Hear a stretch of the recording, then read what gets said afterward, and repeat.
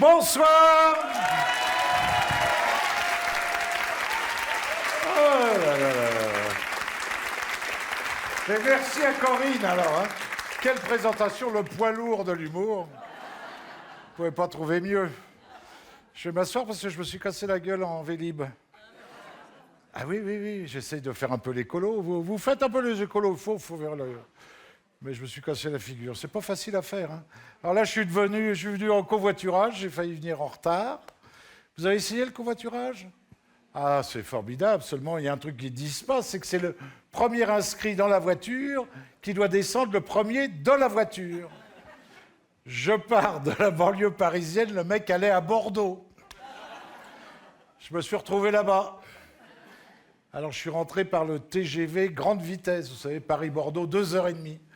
Je sais pas quand. Le mien a mis 8 heures. Il y a des trucs sur les voies. C'est quand même incroyable, la SNCF. Il y a toujours des trucs sur les voies, on ne sait pas trop quoi, mais sauf des trains qui roulent. Alors, je suis arrivé, puis après, je suis tombé sur Mélenchon. C'était la journée de Mélenchon à Paris. Mélenchon. Il est tout le temps en train de gueuler. Ouais, si j'avais eu 600 000 voix de plus, je serais président de la République. Tu parles.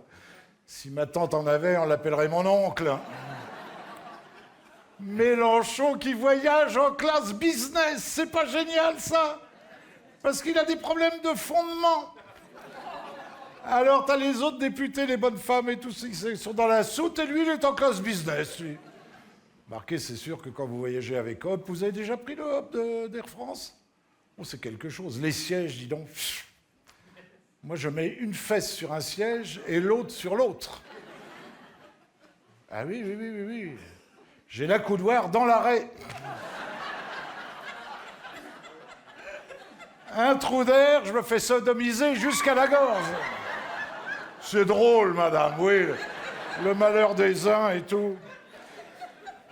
Ah, Mélenchon. Je savais pas qu'il avait des goûts de luxe comme ça. Je savais qu'il avait un gros patrimoine, grâce à nous, parce qu'il n'a jamais bossé. Il a fait que de la politique, donc c'est nous qui avons payé tout ça. Mais je ne savais pas qu'il avait des goûts de luxe, je sais pas. Alors j'imagine les prochaines manifs de Mélenchon, dis donc. Rendez-vous au Plaza Athénée. Ça va quand même être quelque chose, hein. Après, ils vont faire la place Vendôme pour visiter les bijoutiers, et puis se balader dans les quartiers chics, passer devant chez Pétrosian. Bah oui, le caviar quand même, hein. Et chez un porteur qui est costumisé par Bentley. Alors on fera l'avenue Foch, tout, quoi. Là. C'est pour ça qu'il n'est pas venu à la fête de l'humain, finalement. Il n'aime pas les moules frites, lui. Hein.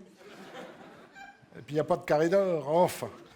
Bon, alors, je vous dis tout de suite, j'ai jamais été présentateur. Ça se voit, non? Je suis à chier comme présentateur. Ah oui, je suis sûrement le présentateur le plus pourri de la télé. Et il y a de la concurrence, croyez-moi. Je ne donne pas de nom. Mais alors, à Paris Première, ils m'ont dit « Oui, maintenant que tu es connu, reconnu, tu peux présenter l'émission. » Moi, je dis « Pourquoi pas? Enfin, connu, reconnu. » L'autre jour, je faisais mes courses, il y a un mec qui me dit « Mais... » Il appelle sa femme, il fait « Ginette, viens voir !» Il me dit « C'est pas le gros con de la télé !» Vous pouvez même pas se souvenir de mon nom. Non, par contre, maintenant, on plaît aux jeunes. Regardez, il y a des jeunes partout. Avant, c'était des vieux, il faut dire ce qu'il y a. Je rentrais dans une salle, ça sentait le pétrolane et la lavande.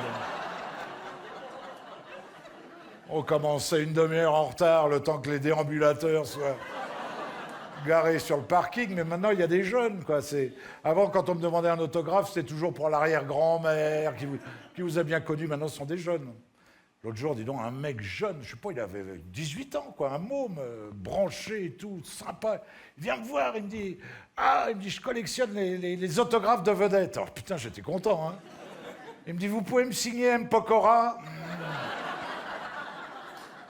Bon, alors on m'a dit, tu vas animer une émission politique, très bien. Gros problème, c'est qu'on connaît personne. Est-ce que vous connaissez les ministres? 5 mois qu'ils sont là, personne ne les connaît. Est-ce que vous connaissez Madame Belloubet? Ministre de la Justice, elle garde les sceaux. C'est pas une femme de ménage, hein. Elle garde les sceaux. Monsieur Travers, ça vous dit quelque chose? Ministre de l'Agriculture, Monsieur Travers. Vous voyez qu'on ne les connaît pas. Attends, j'en ai noté d'autres. Geneviève Dariussec, ça vous dit quelque chose? Elle s'occupe des soldats. Madame Loiseau. Personne ne connaît Madame Loiseau, c'est pas vrai. Alors elle est ministre auprès du ministre de l'Europe et des Affaires étrangères, chargée des affaires européennes. Vous voyez un peu la carte de visite, ça tient pas dessus. Ils sont inconnus, les mecs. Ils rentrent au ministère, il faut qu'ils montrent leurs papiers pour dire « mais j'habite ici, je travaille là ». Personne ne les connaît. Alors qu'est-ce qu'on a? On a Madame Pénicaud. Vous connaissez Madame Pénicaud? Ah bah oui, ministre du Travail. Alors elle est formidable. C'est celle qui a gagné 1 million et quelques hein, chez Danone, hein, c'est ça, hein? Voilà. On avait la gauche caviar, maintenant on a la gauche yaourt. Ça en fait des pots de yaourt, vous imaginez? 1 million et quelques d'euros, mais c'est dingue. Alors chez Danone, pour Mme Pénicaud, il y a les yaourts avec des vrais morceaux d'euros. On a Nicolas Hulot. Oh bah lui, vous le connaissez, lui. Oh bah oui, alors là, il est formidable.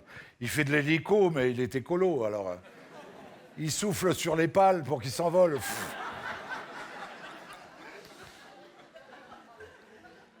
Alors Nicolas Hulot, lui, il est génial parce qu'il veut qu'on supprime le pétrole dans une quinzaine d'années. On n'aura plus de pétrole, vous voyez. Il a tué d'Éric une deuxième fois. Il a écrit un bouquin, l'autre jour je me balade chez un bouquiniste, parce que j'aime bien les vieux livres, et il a écrit un bouquin qui s'appelle « Le syndrome du Titanic ». C'est un peu ce qu'on vit déjà. Non? Oh, c'est une salle de macronistes! Et il va augmenter les malus, Nicolas Hulot. On va payer des fortunes dès qu'on aura des bagnoles diesel. Malus, bonus, c'est nous qui l'aurons dans l'anus, dis donc. Alors, qu'est-ce qu'il y a d'autre? Il y a M. Collomb. Vous le connaissez, M. Collomb. On l'a mis à l'intérieur, c'est normal. Collomb...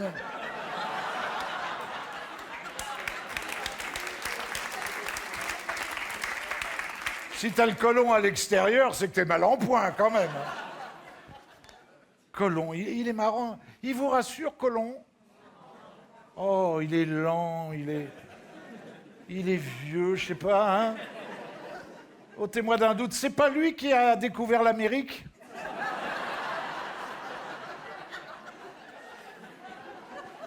C'est un satané mec, le Collomb, attention, hein? Mais il est pas rapide, quoi. Tu l'appelles pour un flagrant délit, quand il arrive, les mecs se sont barrés depuis 3 jours. Alors il paraît que là, les flics vont avoir des caméras sur l'épaule, grâce à M. Collomb. Vous avez vu ça? Alors ils vont filmer les trucs, quoi. Ce sera pas mal, non? Bon, Bébert, tu peux refaire la scène parce que c'est flou. Ouais, vas-y, file-lui un nouveau coup de matraque. Non, enfin bon. Et puis là, il a un problème avec les CRS qui n'ont pas le droit de faire grève. Ils sont malades, tous malades. 2500 CRS malades. CRS, Casanis, Rome, Suse. Compagnons des ratonnades sereines. Ils sont malades, dis donc. 2500 poulets malades, c'est la grippe aviaire. Alors, on a qui encore? Attendez. On a Madame Buzyn. Ça vous dit quelque chose? À la santé, ça vous dit quelque chose? C'est celle qui va mettre 11 vaccins obligatoires. C'est-à-dire que ton fils, ton gosse, sera plein de zinc. Quand il passera sous le portique d'Orly, il sonnera. On a Édouard Philippe. Ça vous dit quelque chose, Édouard Philippe? Premier ministre. Il a du mal, hein, il a du mal quand même. Hein. Le mec a la barbe. Alors, ils ont tous la barbe, vous avez remarqué. Il a inventé le rasoir jetable avant usage. T'as un con qui a la barbe, après tous les autres à côté ont la barbe. Même Valls a la barbe. Ah bah Valls, quand tu le vois, tu fais la barbe. Alors l'autre, il faut que je me la laisse pousser quand même. Hein. Édouard Philippe, il est le chef d'orchestre du gouvernement. Vu ce qui se passe, il joue la pathétique, le mec. Hein. Chef d'orchestre. Il est aussi auteur, vous savez. Il a écrit un bouquin un peu de cul où il raconte qu'il aime les femmes à grosse poitrine. Ah, il faut pas les seins qui tombent, il faut des trucs... Et il dit qu'elle adore, je vous jure que c'est vrai, hein, il dit qu'il adore fourrer son nez au milieu des grosses poitrines. La fille qui tombe sur Jean Lassalle, elle est transpercée.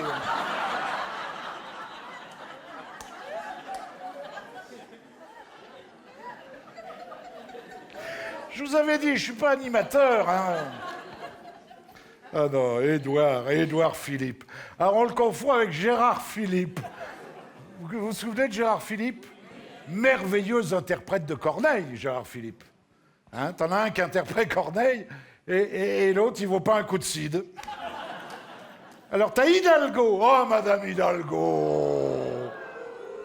Oh non, oh non, oh non, oh non. Oh non, elle est formidable. En plein mois d'octobre, elle fout des naturistes à Vincennes. Ça, c'est génial, quand même. Hein. Les mecs à poil à Vincennes, vous les avez vus, non? Ah, c'est une belle cabine. Comme ça crée des nouvelles maladies. Ouais, docteur, j'ai une grippe des couilles. Ah non, j'aime bien Hidalgo, j'aime bien. Alors, grâce à elle, on a les JO. Ça va être sympa, les JO. Hein. Il y a une épreuve, ça va être traverser Paris en moins de 8 jours. Ah, ouais. Et puis, on va pouvoir se baigner dans la Seine. Oh, le mec, il se baigne, il ressort, il n'y a que les arêtes. Alors, qu'est-ce qu'on a d'autre? On a François Hollande qui, lui, cherche un appartement. Si ça sonne chez vous un soir, ça peut être Hollande qui vient coucher. Oui. Alors, je viens qu'Hollande a été élu confrère... C'est la confrérie. La confrérie, vous avez vu ça? Des melons de lecture. Hollande. Ah ben Hollande, c'est un peu un melon, hein. Il dort la queue en l'air. Alors... Il y a Ségolène Royal qui a trouvé un emploi, pas au Pôle emploi, mais vous avez vu, ils se recyclent tous ces gens-là quand même. C'est pas un peu dégueulasse, mesdames, messieurs, hein? Elle est reine des pôles, ambassadrice des pôles. Pôle Nord, pôle Sud, pas des popoles, hein? Pôle Nord.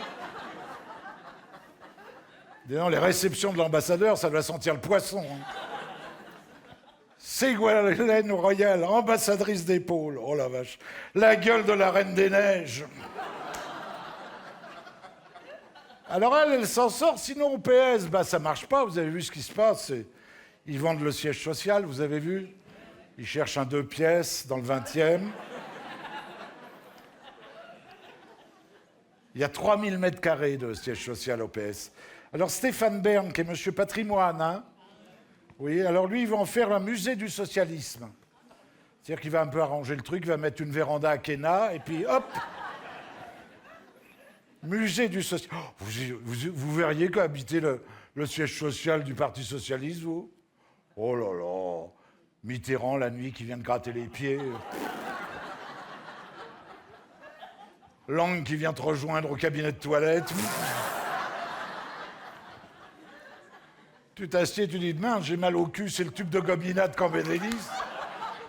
Oh non, c'est pas possible, c'est pas possible. Et puis la cuisine, le nombre de casseroles. Mais des journées de déménagement. Les casseroles socialistes, c'est formidable parce elles ont un fond anti-adhésif. Vous voyez, comme ça, les scandales n'attachent pas. Non, ils vont très très mal, le Parti socialiste. Très très très mal. C'est pas un premier secrétaire qu'il leur faut, c'est un médecin légiste. Et puis alors au FN, vous avez suivi, Philippot qui est viré. Quand je vois Philippot viré, j'ai dit, c'est pas vrai, BFM dégraisse. Attends, ça fait 3 jours que je ne vois plus Philippot à la télé. J'ai appelé Darty, j'ai cru que c'était en panne. Oh non.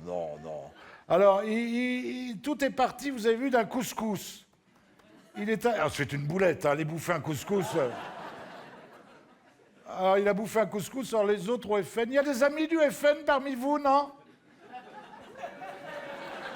Ah bah dis donc, ça va vite, hein, ils sont partis très vite. Hein. Alors on dit non, c'est pas un plat français et tout. Qu'est-ce qu'ils allaient faire? Il aurait bouffé un boudin. C'est français, mais on aurait dit smoke de marine. Oh, le FN, non, ça va très mal. Hein. T'as le vieux qui a perdu l'œil gauche, la marine qui a perdu le bras droit. C'est la famille décomposée, hein.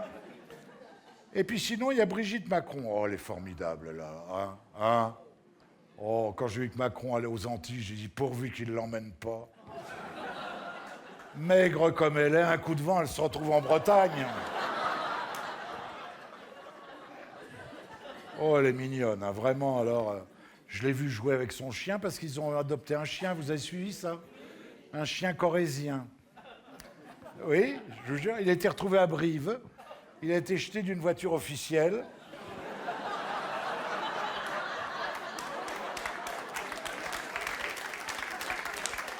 S'il remue de la queue, on saura quel est le propriétaire. Oh, il y avait Brigitte en mini-jupe, parce qu'elle est vraiment en mini-jupe. On sent qu'elle a fait des études quand tu vois les genoux, hein. Elle a fait Cagne, hein. Qui jouait avec son chien dans le jardin de l'Élysée. Je dis, elle prend un risque. Va chercher le nonos, il la ramène.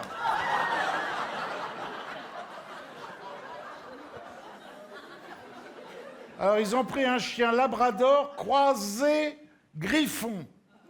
Comme ça fait plus peuple, vous voyez. Labrador croisé griffon. Il y a 3 corneaux à l'Élysée. Ah, la femme de Jupiter. Oh, ben, Jupiter, je l'aime bien. Vous l'aimez bien, Jupiter? Au début, j'ai eu le coup de foudre pour Jupiter, et puis... ben, il a des belles images. Quand il est allé au Parthénon, c'est superbe, non? Le discours qu'il a fait au Parthénon, superbe. Brigitte l'a dit, il faut lâcher un peu d'argent... parce que tu as vu dans l'état où le Parthénon, là, ils n'ont pas eu les moyens de finir de le construire. Enfin, vraiment, c'est... Non, j'aime bien. Puis ce goût du déguisement de Macron. Vous voyez, il est resté jeune. Hein, on l'a vu dans un sous-marin, habillé en marin. On l'a vu en Top Gun. On l'a vu... Hein, c'est vrai, non? C'était chouette, hein? On l'a vu en G.I. Joe sur un truc militaire pour remonter les Champs-Élysées. Ah non.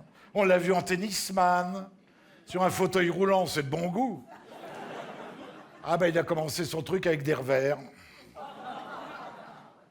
Ah non, il est encore gamin, quoi. Il aime les panoplies, il aime se déguiser. Quand il passe devant chez Jouet Club, il fait « Maison !» ah. Enfin, mesdames, tout ça pour vous dire, mesdames, messieurs, pour vous dire qu'après avoir connu l'état de grâce, la France demande grâce à l'État. Voilà. J'ai pas fait trop long, je sais pas. Alors, gala de l'humour politique. Il y a un truc qui est formidable à Paris Première, formidable, c'est qu'il n'y a aucune censure. Personne n'a dit les textes, on fait ce qu'on veut, on dit ce qu'on veut. Et ça, c'est absolument génial par les temps qui courent, non?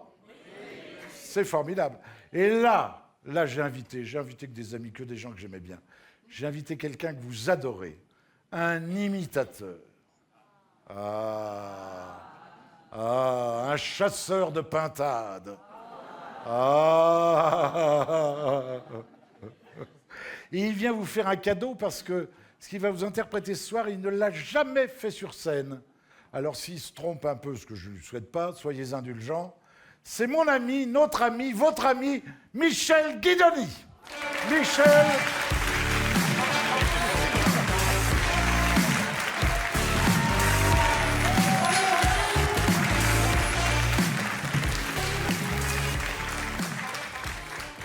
Bonsoir, merci beaucoup. Eh bien, depuis plusieurs années, vous le savez, de nombreux artistes se sont engagés pour soutenir le SIDAction, le Téléthon, les pièces jaunes.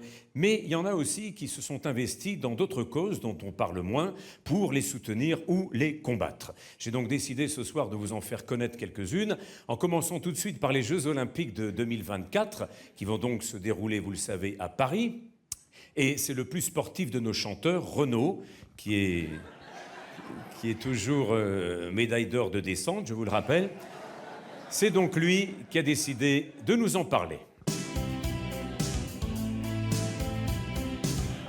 Paname, je t'aime parce que je me rappelle quand j'étais jeuneau, j'emmenais les gonzesses toutes fleurs bleues en balade dans ma petite auto. Oui mais aujourd'hui ça déconne, les socialos règlent le trafic. Résultat, partout ça bouchonne, manquait plus que les Jeux Olympiques. Personne au monde, je le confesse, voudrait d'un truc aussi barjot qui va coûter la peau des fesses, à part bien sûr Anne Hidalgo. On va se taper pendant des semaines un défilé de zigotos qui vont s'en foutre plein les veines pour décrocher un petit bibelot. À la fin, le village olympique servira de centre pour migrants. Nos SDF moins médiatiques iront dormir aux 4 vents. Et pendant que des fous furieux se ruinent pour acheter des maillots, le CIO se gave et peut dire merci, Madame Hidalgo. Anne, si t'as rien trouvé de mieux pour faire frissonner tes ovaires, prends un Vélib, casse-toi un peu, car t'as besoin de changer d'air.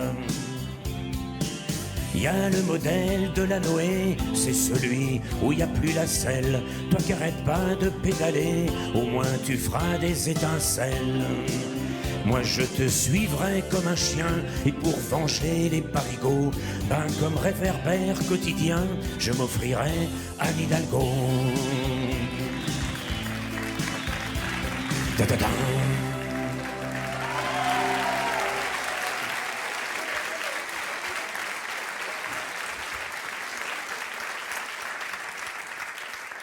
À présent, une nouvelle un peu triste, révélée il y a quelque temps par Le Parisien. Rien ne va plus pour nos banques du sperme. Elles manquent cruellement de volontaires pour faire des dons. Et c'est notre ami Christophe Mahé qui a décidé de s'engager à fond pour l'insémination artificielle.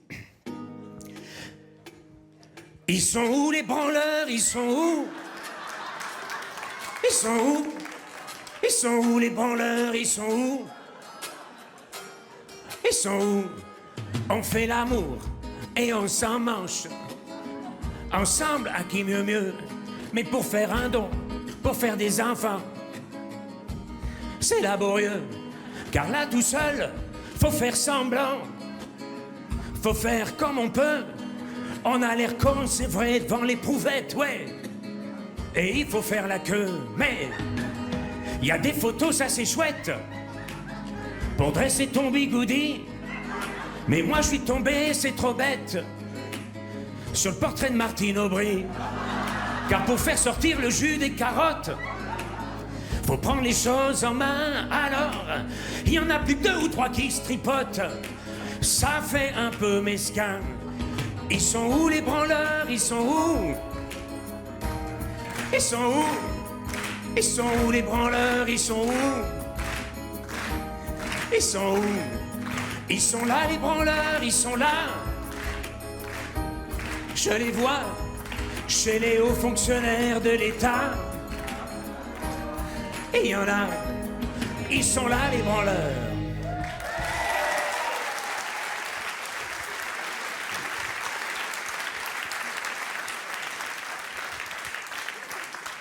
Et puis, vous l'avez certainement remarqué l'été dernier, il y a une mode qui fait de véritables ravages sur nos plages, c'est l'épilation intégrale, pratiquée par de plus en plus de femmes dans notre pays.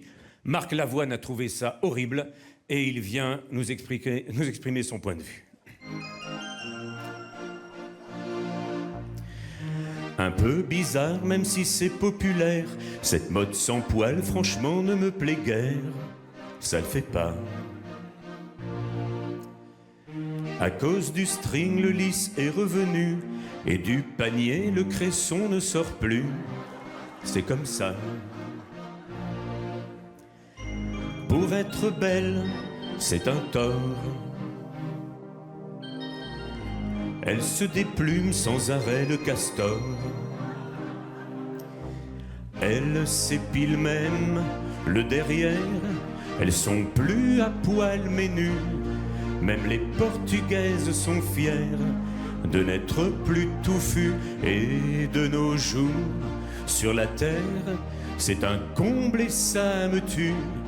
Il n'y a qu'à la mosquée, mes frères, que l'on peut voir des barbus. Et comme cette phobie des poils touche également les hommes, Charles Aznavour est venu nous en dire un mot. Ils sont venus, ils sont tous là, dès qu'ils ont entendu le cri d'un homme qui s'épile sous les bras. Pour Fillon, ça n'a pas marché, et pire, on a même bousillé. Pour DSK, ça fout les glandes de tondeuse de chez Jardiland. Ah, c'est la merde.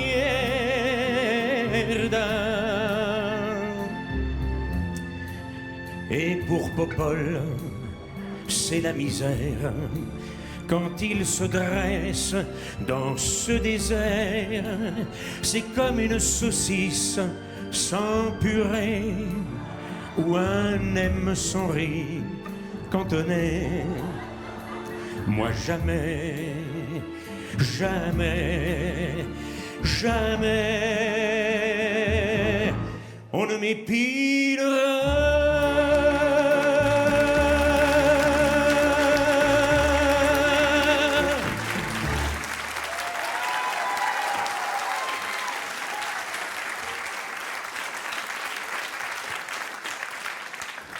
À ce sujet, vous connaissez le point commun qu'il y a entre une belle journée de printemps et une très jeune fille.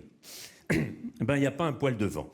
Bon, alors, on entend souvent dire que nos hommes politiques sont tous pourris, menteurs, voleurs, bref, que ce sont des canailles. Mais nous aussi, dans le spectacle, on a nos vieilles canailles, qui vont d'ailleurs vous expliquer ce soir et vous montrer que finalement, la carrière d'un politicien chez nous en France, ça se joue en 3 étapes. Regardez bien, première étape.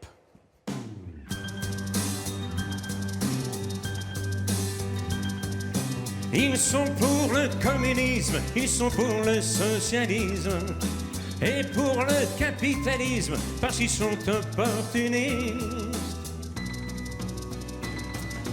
Il y en a qui contestent, qui revendiquent et qui protestent, mais eux ne font qu'un seul geste, ils retournent leur veste, ils retournent leur veste, toujours du bon côté.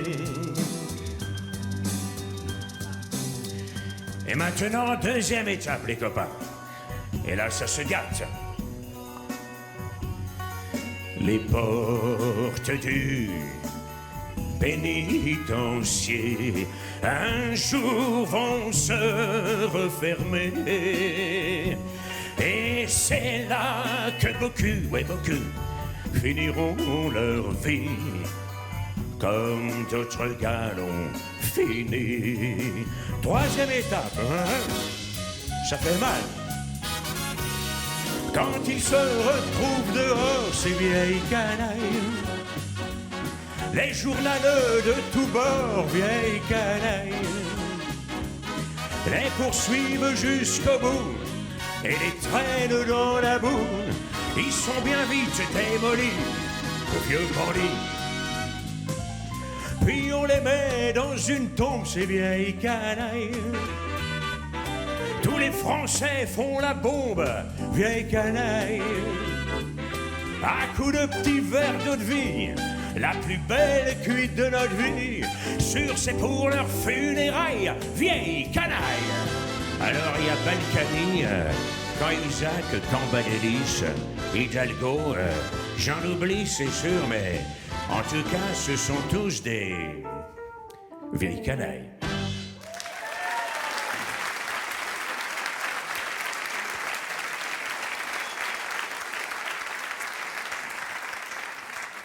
Alors c'est vrai que nos hommes politiques ont bien changé au fil de ces dernières années. Du coup, les Français leur tournent le dos, ils votent de moins en moins. Pourtant, il fut une époque où on les respectait, où ils nous respectaient. Mais ça, c'était avant, c'était un autre temps. C'était le temps de l'élégance. Vous allez pas faire les cons chez Fogiel ou Ruquier. Et Ardisson, pour faire l'audience, n'aurait jamais demandé si Sucé s'est trompé. À l'Assemblée, Simone Veil fascinait les foules Tandis que maintenant Roselyne Bachelot vient faire la poule. C'était un temps chouette que ce temps-là. J'en ai les larmes aux yeux quand je pense à tout ça. C'était le temps béni, à quelle aubaine. C'était le temps où les lecteurs avaient la foi. Tous les Français se passionnaient avec 3 chaînes. On savait faire la politique en ce temps-là. C'était le temps où la France n'avait pas encore pondu Cyril Hanouna. Le président, quoi qu'on en pense, n'avait pas le temps de s'occuper de Léonarda. À l'Élysée, le grand Charles payait ses factures, tandis que François nous a fait payer sa teinture. C'était un temps chouette que ce temps-là. J'en ai les larmes aux yeux quand je pense à tout ça. C'était le temps béni, à quelle aubaine. C'était le temps où les lecteurs donnaient sa voix. Tous les Français se passionnaient avec 3 chaînes. On savait faire la politique en ce temps, faire la politique en ce temps, faire la politique en ce temps-là. Ouais!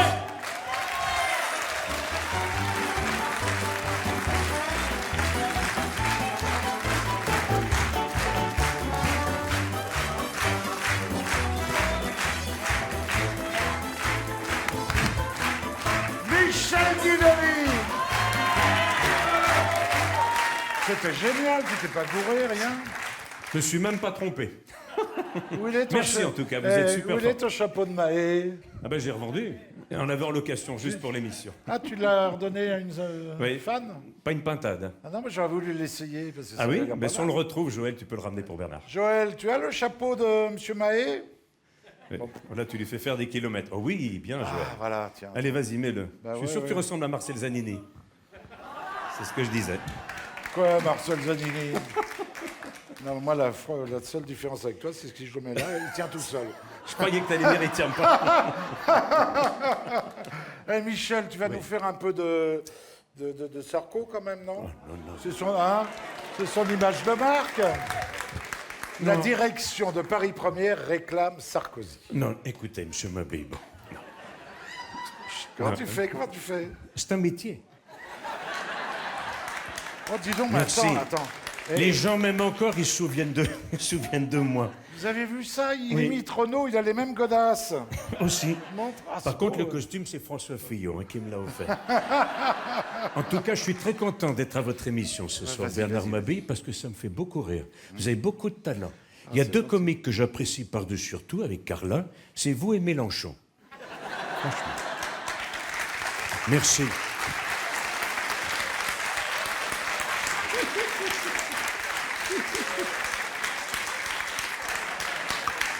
C'est vrai que quand il marche, on a l'impression qu'il va faire la danse des canards. Hein. C'est la marche de l'empereur. Merci, en tout cas. Alors, il y a Madame Macron que vous trouvez sympathique. Ah, Madame Macron. J'ai lu ça cette semaine. Non. Me faites pas dire ce que j'ai pas dit. C'est vrai que c'est une femme formidable. Vous voulez que je vous dise pourquoi? Oui. Eh ben, je vais vous le dire. C'est parce qu'elle a toujours voté pour moi. Toujours. C'est ce qu'elle vous a dit. Non, c'est ce qu'elle a fait. Puis, vous savez, Bernard, je sais que vous vous moquez toujours de moi, mais j'ai pas encore dit mon dernier mot pour 2022. Hein. Vous allez revenir? On sait jamais. Regardez le public. Ils m'attendent. Merci. Bon, Bernard, je vous laisse. La méthode du Jokari, la balle avec l'élastique, tu sais. Plus loin tu l'envoies, plus vite il te revient dans la gueule. Et voilà. En tout cas, merci à tous. C'était un très bon accueil. Merci, Monsieur le beaucoup. Président. Moi, je vous en Tiens, prie. tiens, tiens, mets Je ça. vous sers par là. Ben voilà. Il est vachement bien, le Mahé. Oh! Attends! Ah! Il est vachement bien, le Mahé. Hein. Vachement bien. C'est vrai? Ah ouais. Ah, Je oui, le garde alors. Ah ouais. Bon, Formidable. ben merci. Ben, ils sont où les branleurs? Je vous attends. Bon. Attends, on va accueillir alors Ah, un oui. autre ami. Ah oui, alors lui. Alors lui, c'est un ami formidable aussi, qui est complètement déjanté, allumé, Oui. sur un nuage, je dirais, souvent, et qui a un humour Qui tout à fait décoiffe. particulier, qui décoiffe, oui. Ah ça, il est décoiffé. Hein. Il s'agit de Philippe Chevalier. Philippe Chevalier.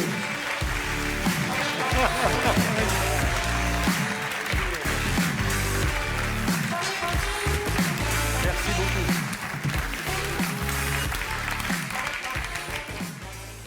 Voilà, c'est toujours ça de prix. Alors, l'autre jour, j'ai monté... Oh, il y a combien de temps?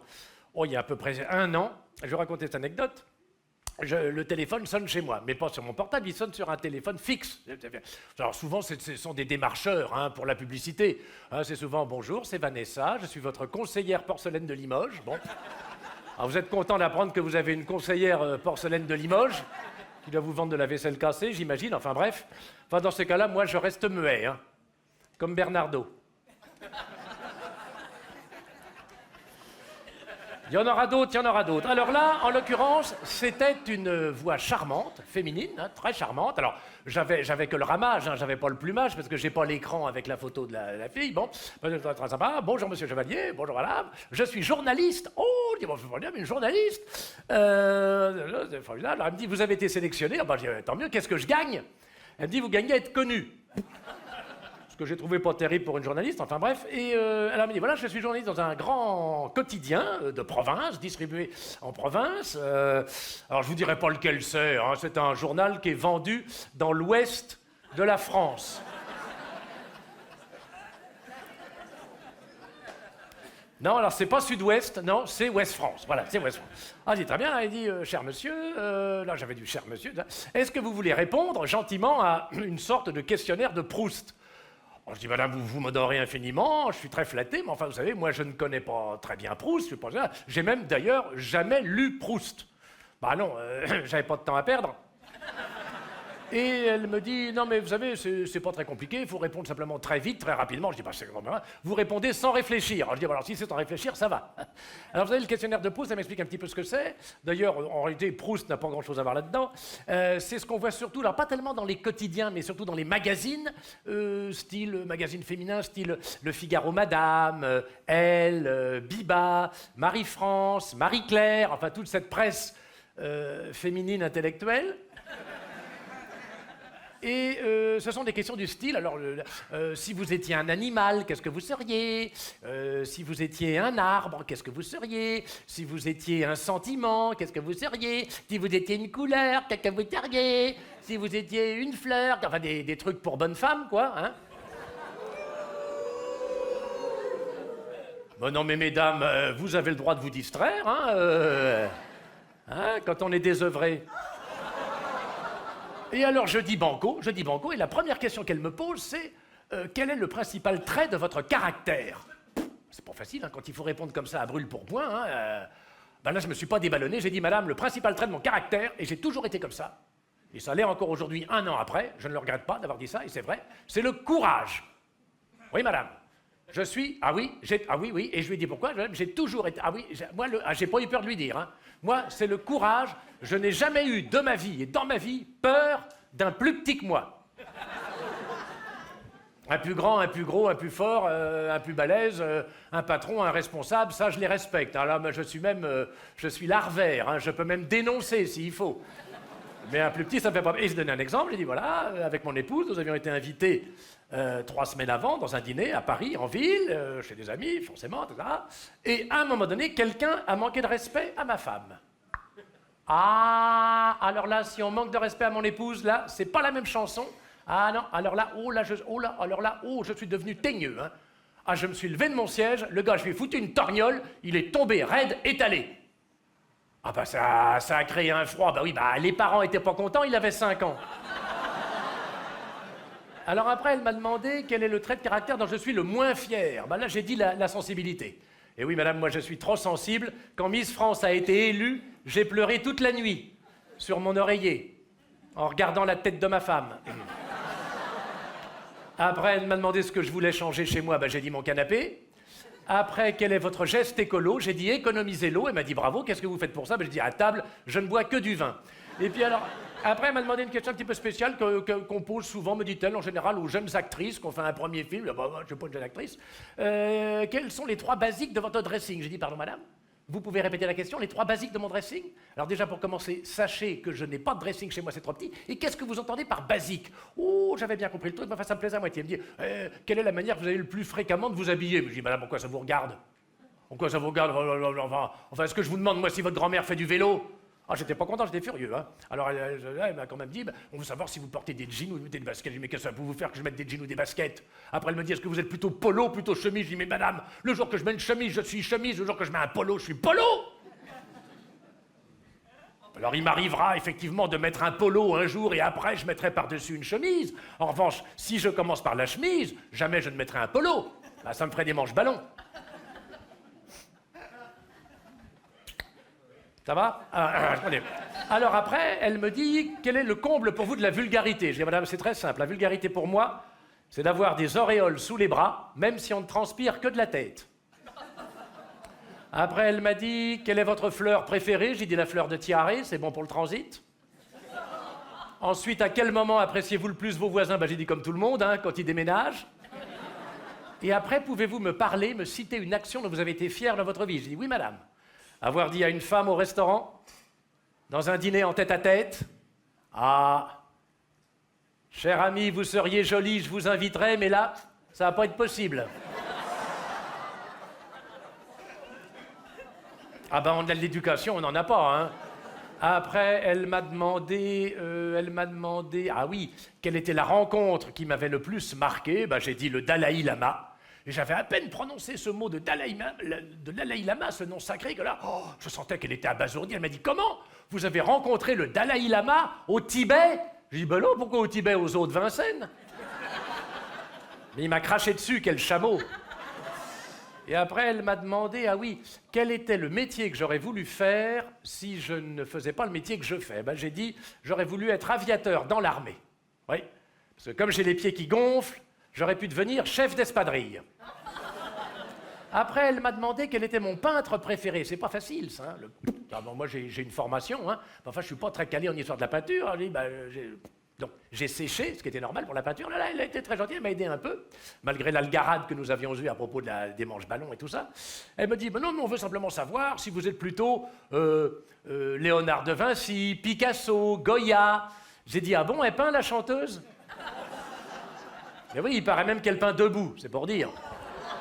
Et puis alors, elle m'a posé une question très classique dans ce genre de questionnaire. Elle m'a dit, quel est le livre que vous emporteriez sur une île déserte? Ah, c'est pas facile, hein. Là, j'ai répondu, Apprendre à nager en Dilson de Félix Eboué.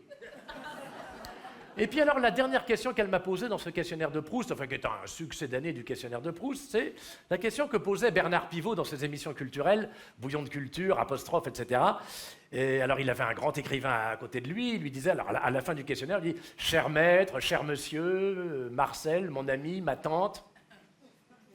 Ah bah oui, il y en avait déjà. Et quelle est la phrase que vous aimeriez entendre dire dans la bouche de Dieu quand il vous accueillera au paradis? Pas facile, ça, hein? Ah, c'est pas facile. Hein? Alors là, c'était Ouest France, donc c'est une question plus simple. Hein? Alors là, elle m'a dit simplement, qui est votre héros? Eh ben oui, j'ai répondu tout de suite. J'ai dit, madame, mon héros, là, j'ai pas hésité, c'était il y a 1 an, et je le regrette pas. J'ai dit, mon héros, madame, c'est monsieur François Hollande.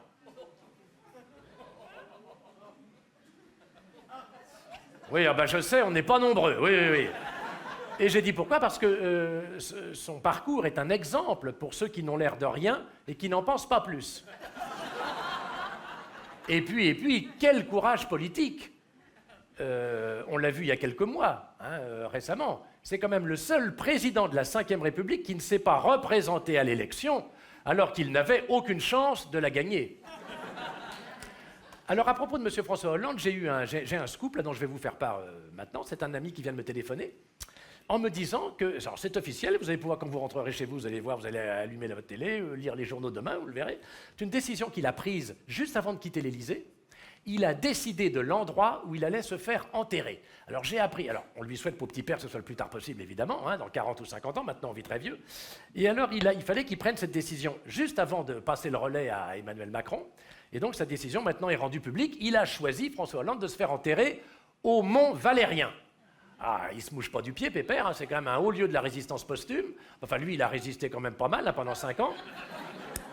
Et alors, ce qui est intéressant, c'est pas tellement qu'il décide de se faire enterrer, parce que c'est une prérogative hein, de tous les présidents depuis la Troisième République. Donc lui, il a choisi le Mont Valérien, c'est pas mal, bon. Et alors, ce qui est intéressant, c'est que le corollaire de tout ça, c'est qu'il a établi un contrat avec la...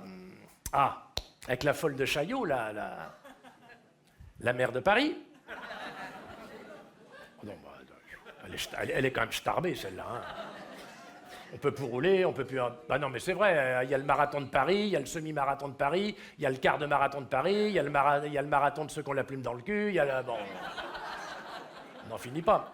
Et donc, il y aura des minibus, il y aura des navettes. Alors, bon, pour les gens qui voudront aller le voir sur sa tombe, hein, dans 40 ou 50 ans, alors je ne sais pas qui y aura, puisque déjà de son vivant, plus personne ne veut le voir, pour François, mais peut-être que nos petits-enfants iront le voir un peu plus tard, s'ils savent encore qui c'est. Et il y aura des navettes hein, qui partiront de la plateforme de la Défense pour aller au Mont-Valérien, et ce sera gratuit. Ce sera gratuit, et donc sur les minibus, il y aura écrit en gros, voilà, il y aura écrit en gros, Hollande, Valérien.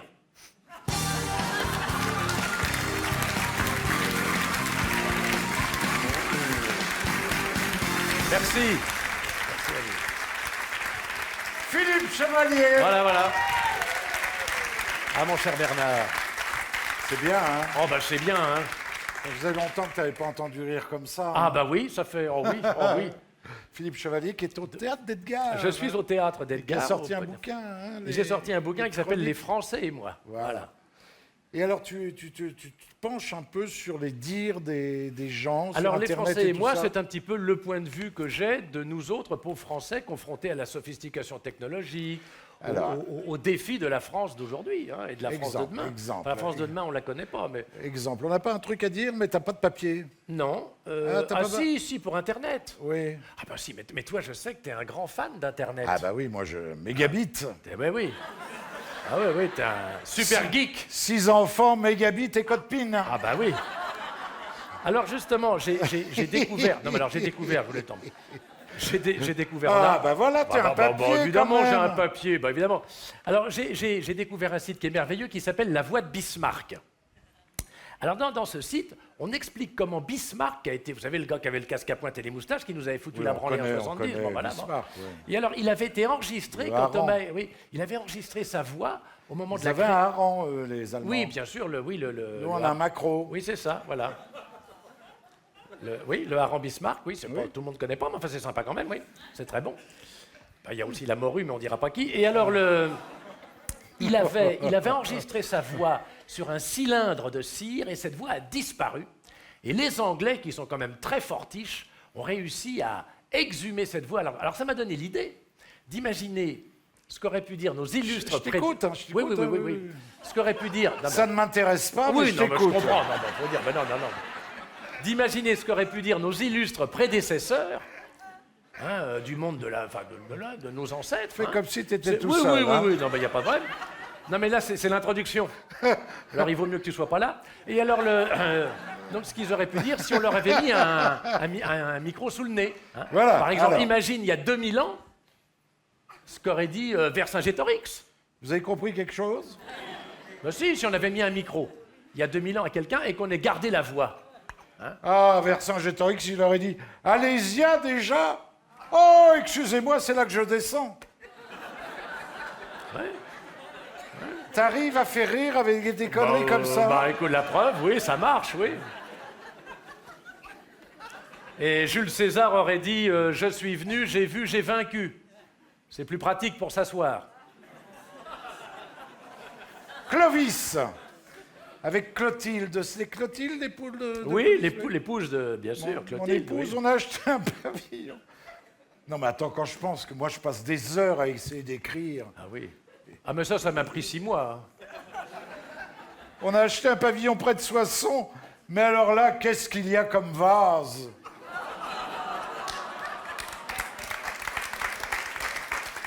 C'est quand même le non. public le moins difficile Oui. qu'il existe en France. Oui, mais je sais, c'est le tien.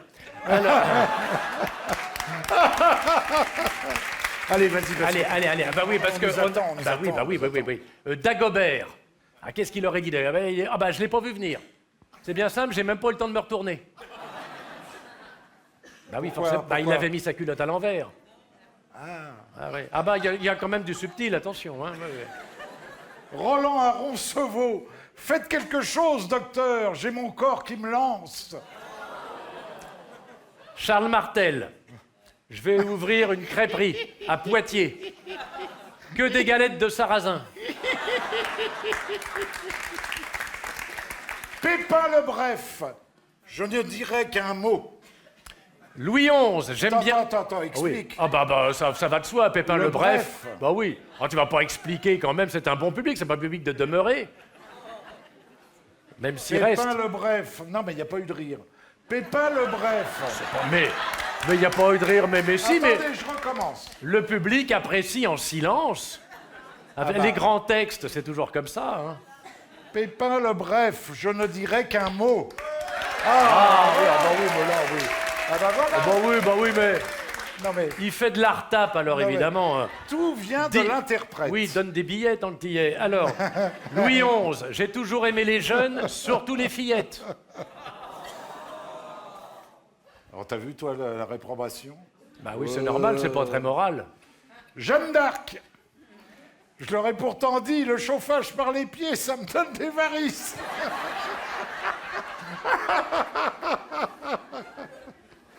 Merci. Moi, c'est ma jambe. Oui, je vais oui, me non, casser mais la je gueule comprends. sur toi, mais Shakespeare. j'ai pas bu, mais j'ai Shakespeare. la jambe Non, qui mais ça se voit flageole. pas. Bah oui, ah oui, ça flageole, oui. Oui. Faut arrêter avec les haricots. Alors Shakespeare, hier j'ai invité des amis à dîner, ils sont pas venus. J'ai fait une Hamlet sans eux. Molière, c'est moi qui ai écrit le premier livre de science-fiction. Oui, Les lequel? femmes savantes.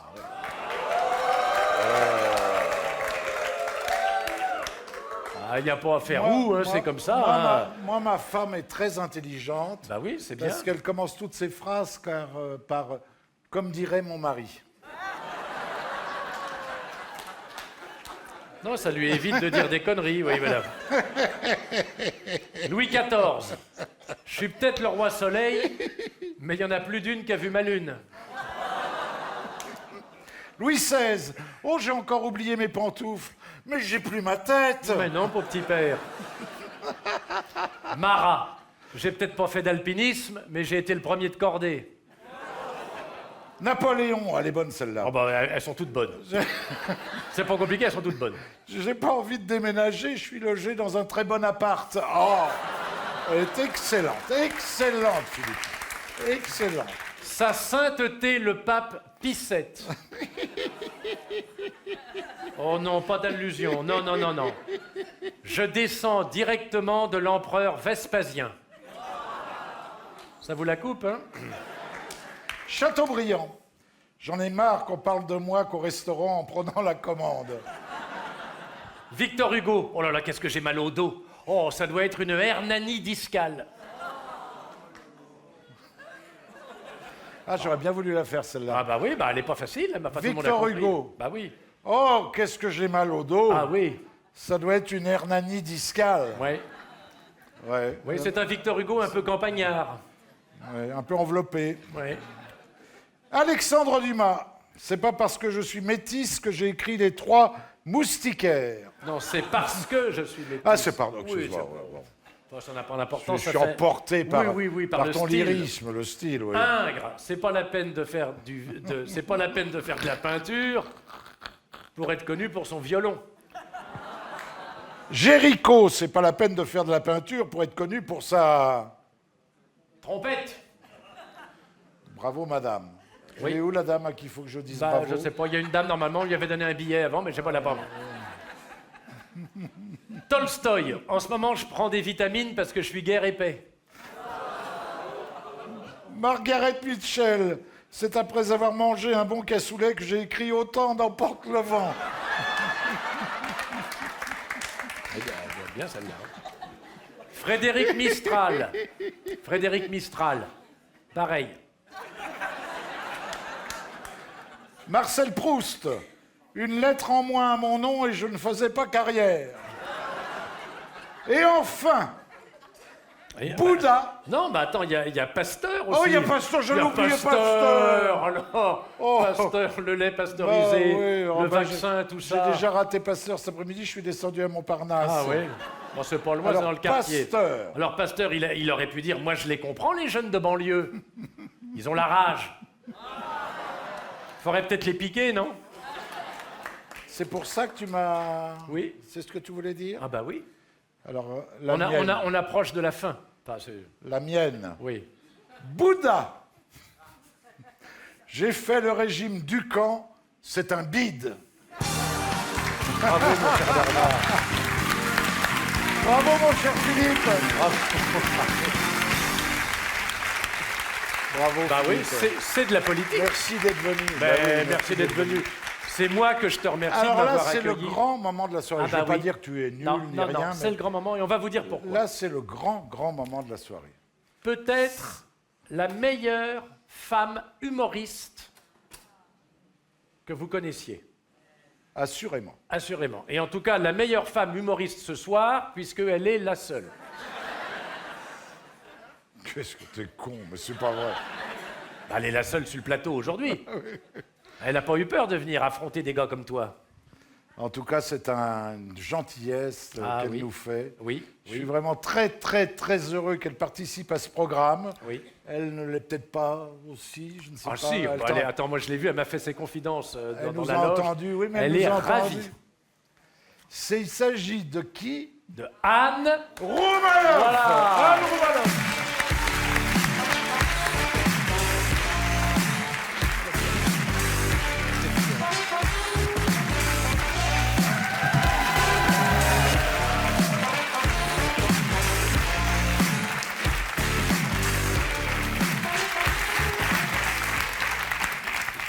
Il y a un an, j'ai refait mes papiers d'identité. Je m'étais bien organisée. J'ai imprimé sur Internet un papier où que c'était marqué tous les papiers qu'il fallait pour refaire ces papiers. J'ai posé une journée de RTT. Je suis arrivée devant la mairie à 7h30 du matin. Les portes, elles ouvrent à 8h30. J'étais ticket numéro 2. Je suis passée à midi moins le quart.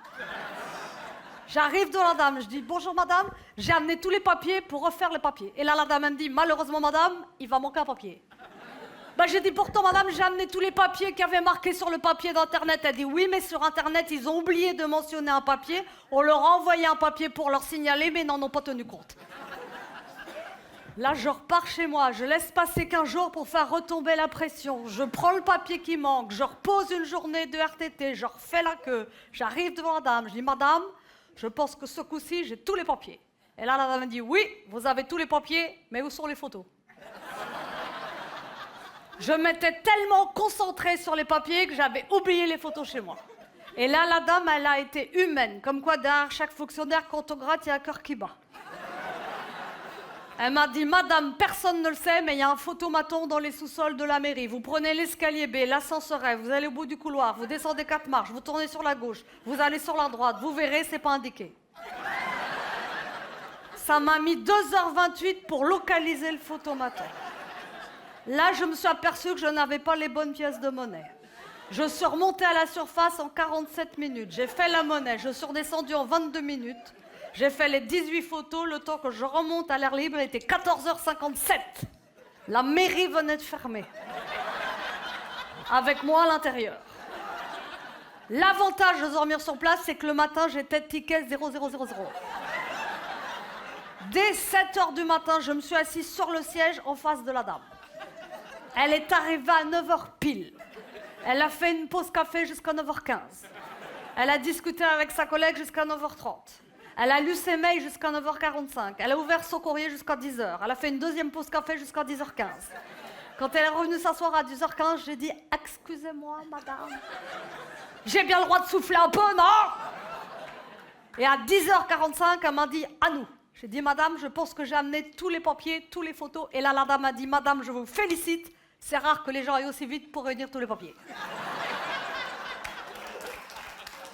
Elle a dit « Par contre, madame, si je peux me permettre un conseil, ne revenez pas chez nous chercher vos papiers tant que vous n'avez pas reçu chez vous un papier, comme quoi que vos papiers sont prêts. » Là, pendant 3 semaines, 1 mois, pas de nouvelles. Au bout d'1 mois et demi, je reçois un papier comme quoi que mes papiers sont prêts. Je repose une journée de RTT, je refais la queue, j'arrive devant la dame, je dis « Madame, le grand jour est arrivé. Je viens chercher mes papiers. » Elle dit « Oui, vous avez le papier ?» J'ai dit « Quel papier ?» Bah, elle me dit le papier, comme quoi que vos papiers sont prêts. J'ai dit, madame, j'ai pas pensé prendre ce papier, mais vous pensez bien que si je suis là, c'est que j'ai reçu ce papier. Ah, malheureusement, madame, sans ce papier, je ne suis pas habilitée à vous délivrer vos papiers. Bah, j'ai dit, pourtant, madame, c'était pas marqué sur ce papier qu'il fallait amener ce papier pour récupérer les papiers. Elle dit, effectivement, ça n'est pas marqué. On leur a envoyé un papier pour leur signaler, mais n'en ont pas tenu compte. J'ai dit, madame, vous pouvez pas faire une petite exception pour moi? Elle dit, si, je peux faire une exception, mais à une condition. Que vous ayez des papiers d'identité à me montrer. Bah, je dis non, c'est vous qui les avez. Et là, la dame, elle a été humaine. Comme quoi, derrière chaque fonctionnaire, quand on gratte, il y a un cœur qui bat. Elle m'a dit, madame, on commence à se connaître. Le prochain coup que vous revenez, ne vous embêtez pas à prendre de tickets. Vous ne faites pas la queue. Vous allez sur la droite, sur la gauche, vous rasez les murs, vous mettez debout en biais, vous faites un petit signe discret, je vous ferai passer entre deux. Là, je repars chez moi, je laisse passer 15 jours pour faire retomber la pression. Je pose une demi-journée de RTT au cas où. Je fais comme elle m'a dit, je prends pas de ticket. Je vais sur la droite, sur la gauche, je rase les murs, je mets debout en biais. Tout le monde me regarde comme s'il voulait me fusiller. Je fais un petit signe discret. Elle me reconnaît pas. J'attends la personne d'après. Je fais un deuxième signe moins discret. Elle me reconnaît. Je lui tends le papier. Je dis, madame, voilà, j'ai amené le papier pour récupérer mes papiers. Ah! J'ai dit, c'est pas le bon papier? Elle dit, si, c'est le bon papier, mais vous avez laissé passer le délai. On a détruit vos papiers.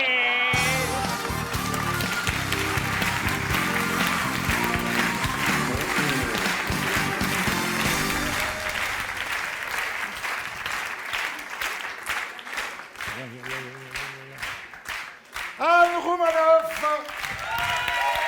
Merci. Oh, tu m'as fait mourir de rire. Merci. Anne, tu seras le 4 novembre à l'Olympia, Ouais. c'est ça, pour fêter un grand moment. Combien d'années de carrière? 60 ans. Non. Non, arrête. 30 Je ans. ne pas demander ton 30 âge. ans. Bah, je peux dire mon âge. Oui, je sais, oui. J'ai quel âge? 40 et quelques. Ah, non. Non 52 lundi.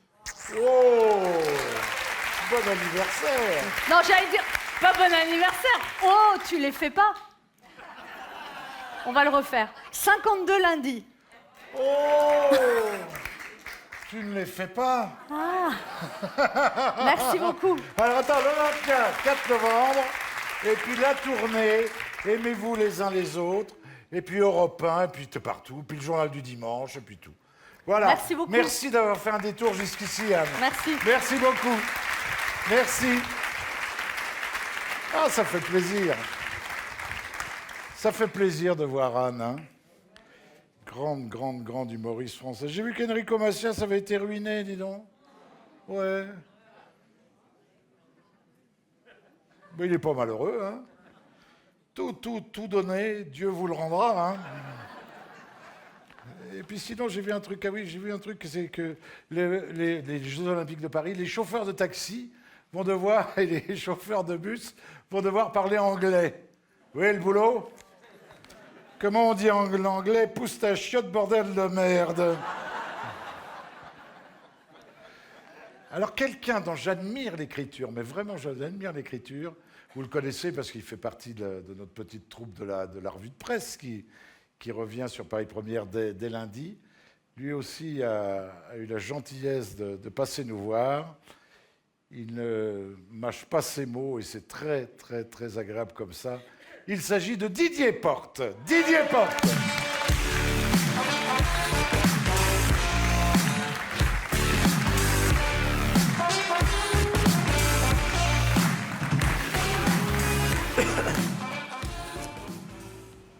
J'ai un problème, les amis. Mon grand-père s'est radicalisé. Papy Fernand, 98 ans aux prunes, s'est converti au djihadisme. Dans la famille, personne n'a rien vu venir. Il semblerait que son basculement a été provoqué par un choc émotionnel majeur. L'annonce du licenciement de Julien Lepers de Question pour un champion. Je lui rendais justement visite quand l'info est tombée sur le poste de la salle de télévision de sa maison de retraite, le Chrysanthème Jovial, à Montreuil. J'ai senti que quelque chose s'était brisé en lui. Il est resté prostré pendant une demi-heure, les mains crispées sur la barre de son déambulateur, dodelinant du chef d'avant en arrière, en psalmodiant d'une voix d'outre-tombe. Je fuis, je fuis, je fuis, je fuis. Oui, bon, on a compris que tu fuyais, papy. D'un autre côté, on aurait mauvaise grâce à reprocher son manque d'étanchéité à un monsieur de 98 ans. Alors vas-y, termine ta phrase. D'où est-ce que tu fuis cette fois? Je fuis furieux, fais Julien ou personne, t'es compris, bande de falopards? Ah, il était grave à cran devant son poste, devant le poste de télé, papy, il n'était pas le seul. Dans sa maison de retraite, Chrysanthème Jovial, justement, ils ont été une demi-douzaine de pensionnaires à faire la grève de la faim. Je m'en souviens, ils avaient tous avalé leur dentier pour être sûrs d'aller jusqu'au bout. Papy, pour sa part, a subi un tel traumatisme qu'il est allé encore plus loin dans la radicalisation. Il a trouvé refuge dans le djihad et fait allégeance à l'État islamique. Bien sûr, il est passé par Internet, mais ça n'a pas été simple. Dans sa génération, il maîtrise moyennement l'outil. Rien que pour créer son compte Facebook, ça lui a pris 6 mois. Il a commencé par taper fesses. Ça lui a fait une bonne dizaine de milliers de sites porno à explorer de fond en comble, avant de se décider à rajouter bouc à la fin. Et là, ce sont 15 000 sites dédiés à l'élevage caprin qu'il a dû checker. Plus à nouveau 10 000 sites porno, mais cette fois hautement spécialisés. Il a fini par ouvrir son compte sous le pseudonyme de Rocco Gérontator. Oui, quand tu visites 20 000 sites porno en quelques semaines, ça laisse des traces. Et il est entré en contact avec les web djihadistes de Daesh. Et ça a été le début de la descente aux enfers. Pour les types de Daesh, bien sûr. Il faut dire qu'il n'est pas toujours facile à manœuvrer, papy Fernand. Il a un chouïa à la tête près du niqab, comme on dit à Raqqa.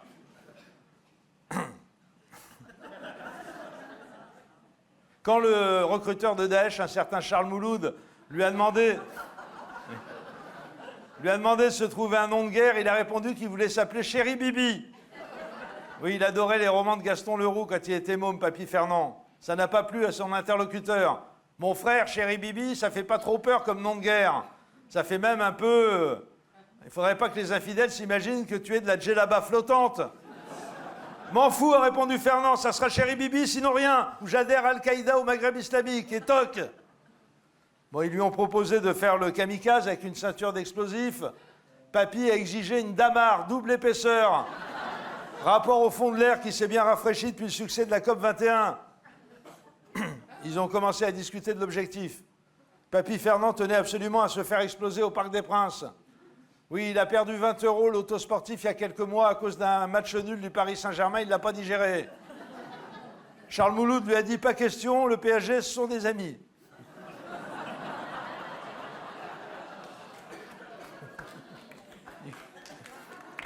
Du coup, l'ancêtre a proposé de faire péter le réfectoire du Chrysanthème Jovial à cause des endives à la béchamel et au jambon du jeudi. En face, les cyber-djihadistes commençaient à perdre un peu leur sang-froid.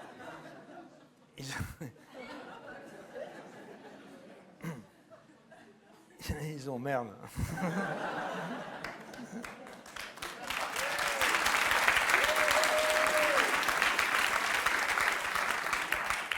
Ça s'est pas arrangé quand papy Fernand leur a fait savoir qu'il voulait décapiter lui-même le remplaçant de Julien Lepers, sa question pour un champion. Avec une lime à ongles pour que ça dure plus longtemps.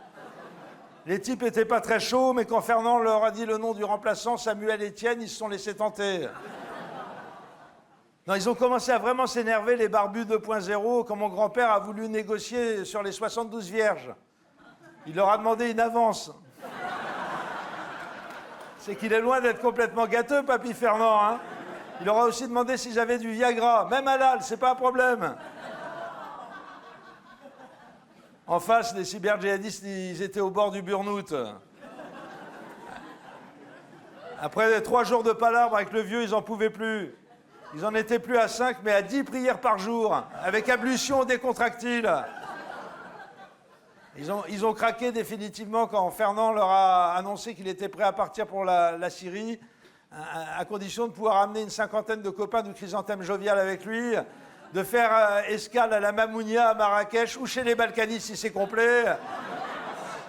Et enfin que Julien Lepers soit nommé calife de l'État islamique à la place d'Abou Bakr al-Baghdadi. Depuis, il n'a plus de nouvelles. Bon, ce qui n'empêche pas de continuer le djihad à sa manière, pas toujours très orthodoxe. Par exemple, vendredi dernier, il est monté au pigeonnier de l'hospice pour faire l'appel à la prière avec son mégaphone de la CGT dédicacé par Krasuki. Je l'ai engueulé, je lui ai dit Fernand, enfin c'est pas réglementaire. C'est bien la première fois qu'on entend un muezzin faire l'appel à la prière en chantant le curé de Camaret à plein poumon.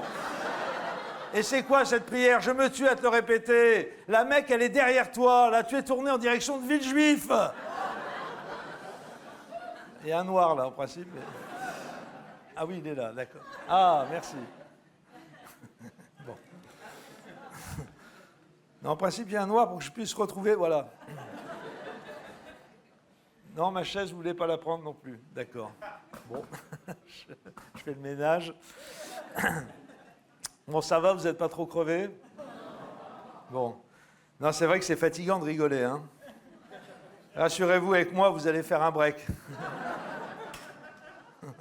J'allais quand même pas me casser la nénette à écrire un sketch drôle pour une bande de cossards comme vous, hein. Remarquez, question fainéantise, vous n'êtes pas les seuls à faire autorité. Il a raison, notre président. J'ai vu les images de son arrivée à Saint-Martin après l'ouragan Irma à la télé. Entre nous, pour sa venue, ils auraient pu ranger un peu leur bordel, ces feignasses d'antillais, hein. Bah non. Un petit coup de bulldozer, ça aurait pas été du luxe, merde.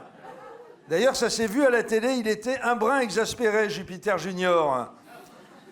Une brave dame qui faisait la queue pour être évacuée l'a interpellé sur le thème « On n'a rien à manger, rien à boire, on n'est plus en sécurité, et pourtant il paraît que la France est une grande puissance. » Ça lui a pas plu, il te l'a engueulé d'une force, la sinistrée. « Chère madame, il y a des gens ici qui sont comme vous, en bonne santé, et qui pensent avant tout à porter secours à plus malheureux qu'eux. Oui madame, commandant, collez-moi cette salope au gnouf. » Non mais elle sait à qui elle parle, cette rascasse mal embouchée. Tu réalises que cette main que tu viens de serrer, c'est celle qui a broyé les phalanges de Donald Trump, bougresse de gourgandine ébouriffée? Oui, bon, ça, il ne l'a pas dit, hein. Il aurait pu, vu le vocabulaire qu'il emploie quand il parle de ses administrés, et surtout, vu comme il était grave en colère, hein, notre Jupiter, au point d'en perdre sa syntaxe, d'habitude irréprochable. Jugez plutôt. Moi, j'ai vu plein de gens depuis tout à l'heure qui sont comme vous, des gens en bonne santé, qui sont fatigués. Il y en a plein. Moi, je parle pas au nom de moi. Il y a des gens formidables. Mais eux, ils ne sont pas à savoir, à reprocher comment on aurait pu faire autrement. Ils sont à savoir comment ils peuvent aider et autres. C'est pas le moment de la polémique. Ils sont à savoir comment ils peuvent aider. Enfin, évitez de parler petit nègre aux Antilles, monsieur le président, hein. Les autochtones pourraient mal le prendre. Bon, en attendant, là, il n'était pas loin de lui balancer « Casse-toi, pauvre conne » à cette emmerdeuse. Non, il aurait dû emmener Brigitte avec lui. Elle l'apaise. « Ne t'énerve pas, mon poussin des îles. Regarde, il y a une plage. On va pouvoir faire des photos. » Et n'écoute pas ce que te disent les méchantes dames. Elles ne se rendent pas compte. Ce sont des gamines. Bon, pour faire oublier ces dérapages verbaux au contact de la populace quelque peu embarrassant, ma foi, les communicants du président Je me la pète sec ont soigné aux petits oignons le storytelling de la suite de son voyage à Saint-Martin. Ainsi, d'après son entourage, le bleu-bite Macron se serait offert une petite douzaine d'heures de rattrapage du service militaire qu'il n'a jamais fait, en allant patrouiller le soir avec la maréchaussée, puis en dormant sur un lit de camp dans la caserne de la gendarmerie, et tenez-vous bien, le lendemain matin, il aurait même fait sa toilette avec un simple seau d'eau froide. Ben voyons. Et même qu'il s'est brossé les dents avec un bout de bois. Hein. Et au WC, il s'est essuyé avec une feuille de bananier attendrie à coups de semelle de Rangers. Un simple seau d'eau froide, le pauvre. J'espère que quelqu'un lui a expliqué que pour faire sa toilette dans un seau d'eau, il faut impérativement y plonger la tête avant les pieds. Hein. Surtout si tu as patrouillé toute la soirée. Et c'est seulement après en avoir sorti les pieds que tu peux y mettre ton slip de la veille à tremper pendant une bonne demi-heure avec 3 gros piments de la Martinique pour désinfecter. Et c'est seulement après tout ça que tu peux remplir ta gourde. L'air de rien, les amis, je viens de vous livrer en exclusivité la recette authentique du célèbre bois bandé. Un seau d'eau froide, je me marre doucement. Bien sûr que tout ça, c'est de la poudre aux yeux. Hein. Oui, mais de perlimpinpin. Alors ça ne fait aucun doute, c'est un grand communicant, ce Jupiter Junior. Le coup de traiter de fainéants tous ceux qui critiquent sa loi travail, c'est une idée de génie. Ça t'a fait un de ces buzz. Je me surprends à regretter qu'il ait renoncé à la grande interview rituelle du 14 juillet. Je suis sûr qu'il en aurait sorti une bien bonne à notre président. Genre, mes chers compatriotes, Français, Françaises, bons à rien, pull la sueur, crève la faim, traîne savate, gagne petit, analphabète à manger du foin, crevard, assisté, je vous ai compris, vous n'aurez plus un rond, circulez.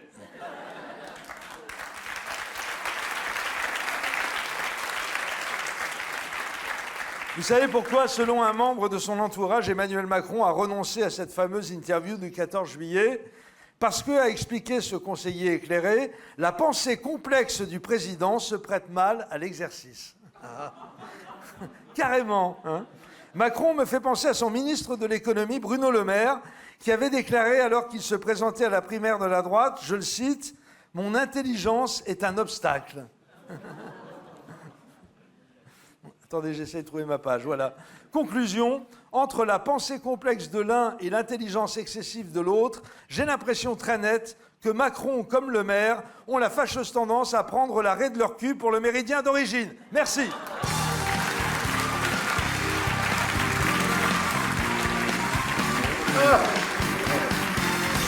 Ça balance, hein? Ben Didier, viens saluer, écoute. T'es timide, il est timide. Oh.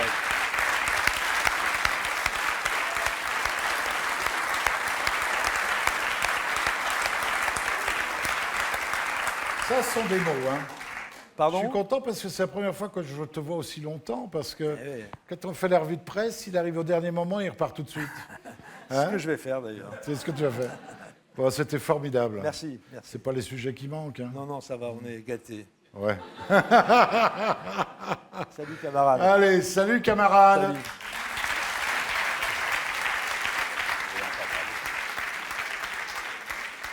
Alors, dans l'équipe de la revue de presse, il y a Didier Porte, bien sûr, et puis il y a un monsieur que j'aime bien, qui est aujourd'hui sans son tableau. Qui cite les grands philosophes chinois, qui balance aussi énormément, c'est ça qui est sympa. Il s'agit de Didier Rocher. Thierry Rocher, oh, Thierry Rocher.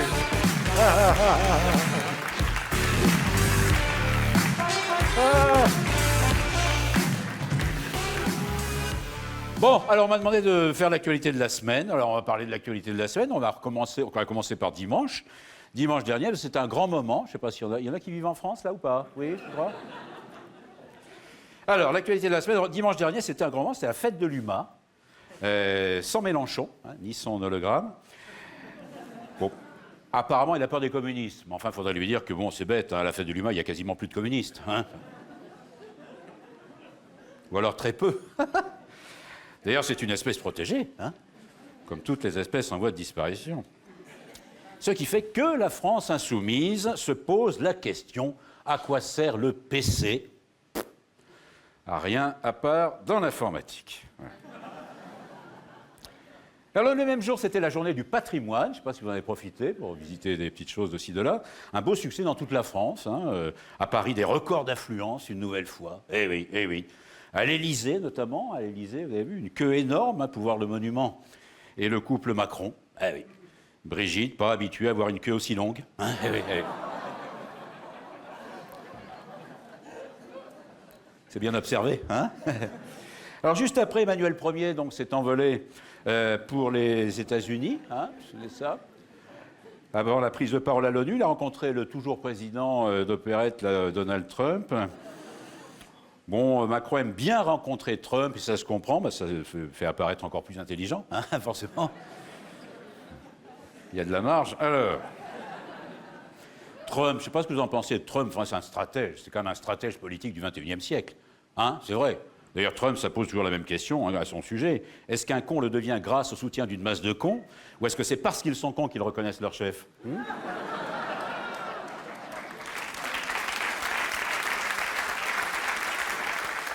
Enfin bon, il est toujours là. Alors, cette semaine, bien sûr, l'actualité, c'était également les Antilles. Les Antilles, vous avez vu ce qui s'est passé. Madame Irma n'a pas vu arriver Maria. Hein.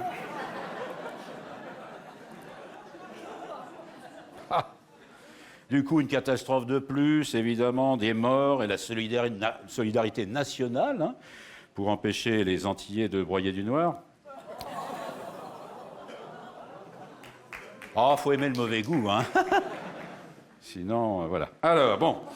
Non, je veux pas être misogyne, mais après Irma, c'est Maria qui a foutu le bordel aux Antilles. Eh oui, d'ailleurs, en parlant de bordel, après l'ouragan, il n'y en a plus tellement. La plupart des maisons closes sont portes ouvertes. Ça va trop vite ou pas, hein, vous me dites? Non. Non, je crois pas qu'il y ait beaucoup de provinciaux ce soir. Alors, bon, on continue. Ah, si, il y en a. Il y en a. Ah. Oh, je les connais avec ça. Vous êtes de province tous, là? Quoi? Ouais. Ah oui. Ça doit vous changer à Paris, toutes ces lumières. Hein? Hein? Bon, alors, reprenons l'actualité. Et puis bon, en plus, je ne veux pas rester dans les catastrophes, hein, avec le tremblement de terre au Mexique, vous avez vu ça, hein, comme on dit à Mexico, ay pepito, hein, c'est vrai. Hein, ouais.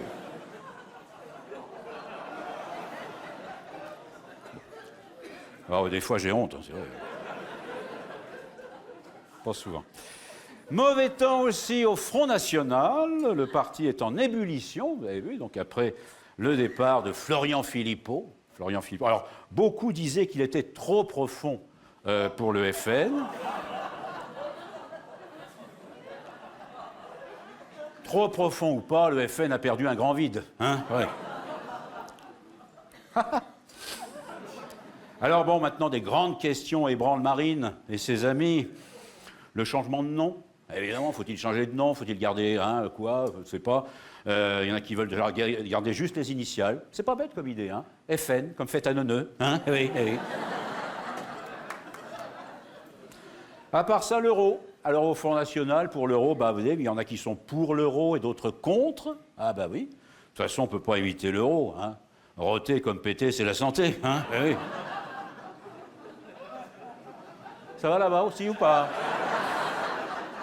Non, je vous regarde, je prends mon temps parce que je sais que vous êtes un peu plus lent. Alors voilà, bon. Oh, ils sont gentils. Vous savez, moi aussi, je suis de province au départ. Hein. Moi aussi, je suis un ancien plouc. Hein, c'est vrai, hein? Simplement, moi, ça se voit moins, c'est tout. Ouais. Alors, bon, qu'est-ce qu'on a eu encore? Alors, bon, de son côté, Jean-Marie Le Pen donc, a repris la parole pour dire tout le bien qu'il pensait du départ de Philippot cette semaine, vous avez vu ça. Mais il ne disait plus grand-chose autrement, hein, c'est vrai. Hein.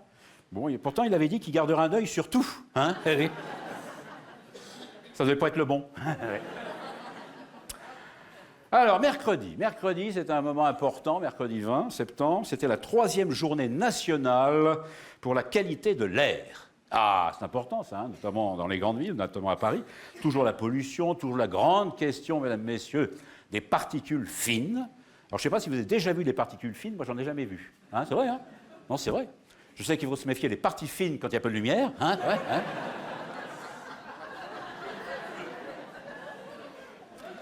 Mais les particules, bon, c'est peut-être ce qui reste à la fin, il faudra que je vérifie. Alors. Ah, dès qu'il y a du cul, ça démarre, hein, c'est marrant, hein? Ouais. Bon, alors, à part ça, dans l'Hexagone, les manifestations contre la loi travail, jeudi, les manifestants étaient moins nombreux que prévu. La bonne nouvelle, c'est qu'ils ont eu beau temps, hein? C'est la gauche, là, ou pas? Non, c'est pas non. À Marseille, moins de monde aussi, hein, vous avez vu ça, à Marseille. Ah, si Mélenchon avait été là pour galvaniser les foules, hein, c'est vrai. Hein. Ah, si Mélenchon avait été élu à Marseille, hein. Ah, il y en a 2 qui suivent, là, donc les autres... Bon, alors, la femme la plus riche de France, Liliane Bettencourt, a choisi le jour de la journée d'Alzheimer pour oublier de vivre. Hein, Tout un symbole, hein. Alors, vendredi, il y a eu des paysans en colère à Paris sur les Champs-Élysées, en colère contre l'interdiction du qu'on s'appelle le glyphosate. Ça m'a permis de savoir que ça existait déjà. Hein. Pas que c'est ce qui donne le goût aux légumes. Enfin bon. Oh bah oui, c'est comme le sulfite qui donne le goût au vin, hein, c'est vrai. Hein. Ça plus de voilà. Alors du coup, Nicolas Hulot, vous avez vu ça, Nicolas Hulot est venu les voir. C'est quand même moins salissant de les voir sur les champs que dans les champs. Hein. Hulot, toujours ministre. Ça surprend du monde. Hein. C'est vrai que vu son caractère, il y en a qui pensaient qu'il arrêterait plus tôt que ça. Eh ben oui, et que bon, beaucoup disaient, ouais, ça va pas tarder, il devrait pas tarder à prendre les vacances de Monsieur Hulot. Voilà. Faudrait que je le place, hein. Oui, oh. Oui, allez-y. Allez. Alors vendredi toujours, Macron Ier, sans son attaché de presse, hein, Édouard Philippe, a signé les ordonnances. On verra évidemment si le docteur Macron donne aux malades les bons remèdes hein, pour soigner leur manque de travail. Signature avant la déferlante Mélenchon. Alors, je n'ai pas tout suivi. Hein, je ne sais pas si aujourd'hui c'était une déferlante, c'est un tsunami ou une vagounette. Hein, ça dépend comment on se place. Mais évidemment, la grande question, mesdames, messieurs, vous le savez comme moi, c'est bien sûr la question du partage du travail. C'est ça la vraie question. Avec cette question fondamentale. Comment faire pour que les vieux qui n'ont plus de travail puissent le partager avec les jeunes qui n'en ont pas encore ?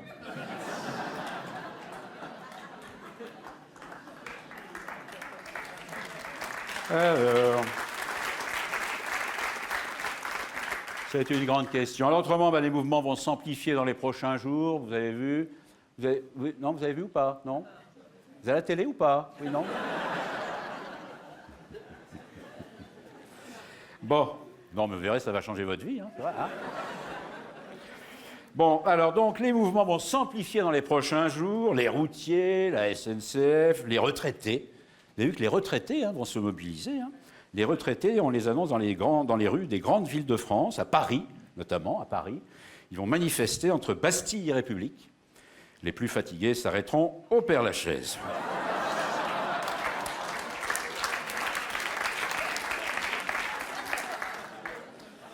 Bon, allez, on va pas s'apesantir non plus. Alors ce week-end, mesdames, messieurs, il y a donc les élections sénatoriales. Eh oui, des élections sénatoriales pour la moitié des sièges. Les autres vont rester debout. Oui. Alors non, c'est vrai, c'est pas parce que tout le monde s'en fout qu'il faut pas en parler. Hein? Bah oui. C'est quand même un week-end écologique entre nous. C'est vrai. Bah oui, puisque comme on le sait, le Sénat permet le recyclage des déchets politiques. Hein? Oui. C'est quand même le recyclage des hommes politiques en phase terminale d'activité. Hein? Oui. Ça va? Non? Je le garde pour demain. Alors, bon.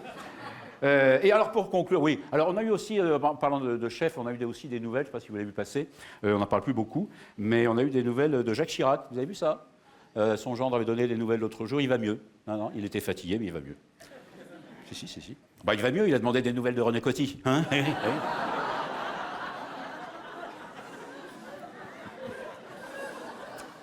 Bon, alors ça c'est fait. Alors. Bon, je ne sais pas, j'ai encore du temps, mais je crois que je vais bientôt conclure avec quelqu'un qui me tient compagnie régulièrement, qui permet comme ça d'élever le débat avec des pensées profondes. Le célèbre philosophe chinois. Kishitsu. Oh, il y a des gens de sa famille en plus ce soir. C'est formidable. Alors oui, donc ça va me permettre comme ça de donner une petite touche d'espoir, une touche d'amour en cette période un peu difficile du mois de septembre. Et c'est toute l'année, en fait. Bon, avec cette phrase forte, je vous demande de méditer, même vous, hein, tout le monde. Hein, oui. Cette phrase forte de Kishitsu qui disait « Dans un couple, pour que ça marche, il ne faut pas être trop nombreux. » Voilà. Alors,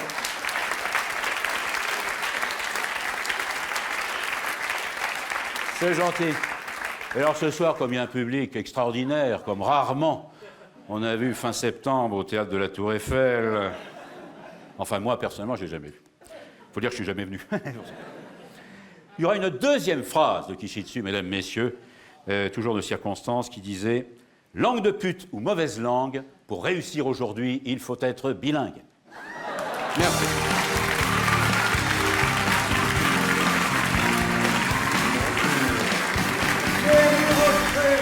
C'est gentil. Merci. Oh, tu me fais rire. Je ne suis pas un présentateur terrible. Hein. Oh, Là, si. Là, je fatigue, j'ai mangé une banane en coulisses et tout. Oui. Bon, tu faut aurais pu la nourrir manger tout sur ça. scène, hein. Voilà. Ah, dis donc, alors, tu parlais des sénateurs, alors j'ai pris quelques notes, parce que demain, on vote pour le Sénat. Oui. Enfin, on vote, c'est les grands électeurs, hein, c'est Oui, ça oui, ah bah, pas moi. Oui. Alors, C'est- il y a 171 places de libres, et il y a 1982 candidats. Ah, c'est pas mal. Ça sent quand même Ah la oui, ça sent. bonne tambouille. Oui, hein. oui, oui. Et au niveau des sièges, donc, oui, c'est moins. Oui, oui, Oui. oui. Alors, un sénateur, il a du boulot 4 à 5 jours par mois. C'est pas mal. Je vais te faire rêver. tu vois. Oui, ça fait rêver. Il a 3 mois de vacances. Ah. Il est payé net par mois 11 350 € et ne paye l'impôt sur le revenu que de 4 140 €. Ah, Il y a 7 000 € au black. Non, bah attends, c'est ah, bah scandaleux oui, quand même. ah, oui, oui. Moi, C'est quand j'arrive à scandaleux, 6 quand 000, même. c'est le maximum, hein, Ouais. c'est vrai. Hein. Ah, oui. Alors après, il reçoit une enveloppe de 7 600 € pour payer 3 assistants. Ah, oui. En général, c'est la fille, le fils, Ouais, ouais, la maîtresse. la maîtresse et la maîtresse. Et il a des frais de mandat 5 000 €. Mais c'est dingue. hein. Ah oui, non, c'est... Alors, je ne vous parle pas de la retraite, je ne vous parle pas des Non, bah avantages à nature, l'avion payé, le train payé aller-retour. Tout est payé. Oui, tout Ah. est payé. Ah là là là. Des emprunts à 0% pour payer la baraque. Oui. Tout est payé. Voilà, Voilà. voilà. C'est un Quand tu vois- sénateur. C'est un sénateur, mais quand tu vois le Conseil d'État, quand tu vois M. Vauquier, quand même, 2 mois de travail, 13 ans de retraite, Ouais, mais c'est scandaleux, non? ouais, Ah, moi, ça me fait gueuler, quand même. Hein. ouais. Oui, surtout que Vauquier, enfin bon. Ouais. Non, c'est pas le... Non, en France, vous voyez, les hommes politiques sont des cons qui ont du bol et qui sont élus par des cons qui en ont pas. Ah. Ça, c'est C'est bien un peu ça. observé. C'est bien un peu observé. ça. Bon, bah... Tu savais Non, je savais pas. qu'il y a une école du rire au Québec, au Canada? Ah, j'ai entendu Il y a parler. une école du rire. On devrait peut-être y passer parce que. Oui, ah bah nous, on a des politiques, là, quand même. Ouais. hein. Donc, Et alors, le jeune humoriste que nous allons présenter arrive du Québec. Il est français. Il arrive du Québec, du Canada. Il a fait l'école du rire. Il a roulé sa bosse dans plein de cafés-théâtres. Là-bas, je ne sais pas comment ça s'appelle. oui, café-théâtre. Il est très, très, très drôle. Café-théâtre. ça se dit. Café-théâtre, oui, oui. Oui, oui. Ça s'appelle comme ça. Non, parce qu'il y a beaucoup de francophones, c'est pour ça. Voilà. Voilà. De café-théâtre. Café-théâtre, c'est. Ça s'appelle comment au Québec? Café-théâtre. Café-théâtre. Il va passer. Mais il va s'arrêter quand même. Il va s'arrêter. Ben, il va s'arrêter pour Il va nous. s'arrêter là. Oui. Il s'agit de Roman Fraissinet. Ah. Faites-lui un bon accueil. Bonsoir tout le monde.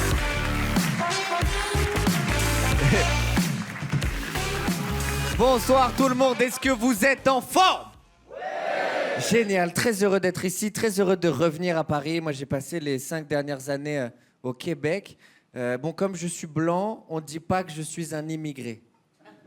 On dit que je suis un expatrié. Voilà, ça c'est quelque chose que tu réalises rapidement. Quand tu es blanc, les mots à ton sujet, ils changent. C'est vrai, je te jure, c'est très difficile pour un blanc de se faire appeler terroriste. Très difficile. T'as beau te forcer, au maximum, tu seras un désorienté, quelqu'un qui a dû vivre une peine d'amour à un moment dans sa vie, quelqu'un qu'il faut aider. Voilà ce que tu vas être au maximum si t'es blanc. Les blancs, d'ailleurs, ne font pas la guerre. Non. Les blancs déploient des troupes afin de faire régner les lois fondamentales de la démocratie. Je trouve ça marrant comme hypocrisie. Mais ce n'est pas de ça que je suis venu parler. Si, en fait, un peu. C'est dur, immigrer. C'est ça que je veux dire. On parle beaucoup d'immigration, c'est très difficile, je l'ai vécu. Et c'est très difficile, immigrer. Moi, je me souviens à l'aéroport, j'avais bu comme un fou pour noyer ma peine. Je m'en souviens, dans l'avion, j'étais peut-être un peu trop saoul, d'ailleurs. Quand j'ai réalisé ça, quand j'ai essayé d'ouvrir un hublot pour vomir. C'est vrai, la l'hôtesse est venue me voir et m'a dit « Mais vous êtes complètement saoul !» Je lui ai dit « Mais on s'en fout. C'est pas moi qui conduis. » Elle m'a dit « Justement, sortez du cockpit, monsieur, s'il vous plaît. » Je lui ai dit « Attendez, je finis ma cigarette. » Et on en reparle. Elle m'a dit « C'est interdit. » Je lui ai dit « On peut pas finir les cigarettes ici ?» Ben, j'éteins elle, j'en commence une autre. Promis, je ne la finis pas. Elle m'a dit, ah, faites-moi l'amour avec votre arrogance. J'étais, ah ouais, ok, je m'en souviens pas de ce voyage. Ça se peut que j'ai un peu romancé, ok? Mais à mon avis, c'était sexuel. Quand je suis arrivé, j'avais des menottes. Il s'est passé quelque chose. Là, dès que j'ai atterri, j'ai compris à quel point c'était difficile immigrer. J'ai été confronté à Montréal à des choses que je n'avais jamais rencontrées dans ma vie à Paris. Le civisme. Jamais. Les professeurs nous en avaient parlé, mais ça reste du domaine de la légende. Personne n'en a vu en vrai ici. C'est un mot ici, d'accord? Je sais, je vais vous dire quelque chose. Ça peut paraître surprenant pour des Parisiens, mais je vous jure que c'est vrai. À Montréal, les gens font la file d'attente pour le bus. Ici, c'est inconcevable ici. Mais en gros, à Montréal, la première personne qui arrive à l'arrêt de bus, c'est la première personne qui rentre dans le bus. On est tous ici très bien placés pour savoir qu'à Paris, la première personne qui rentre dans le bus, c'est celle qui a le mieux calculé où allait s'arrêter la porte du bus.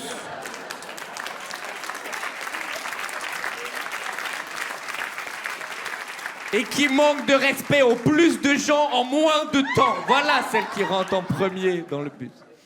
Et moi, quand je suis arrivé à Montréal, je ne savais pas cette histoire de file d'attente. Je pensais que c'était juste des gens qui se détestaient l'un derrière l'autre. Voilà,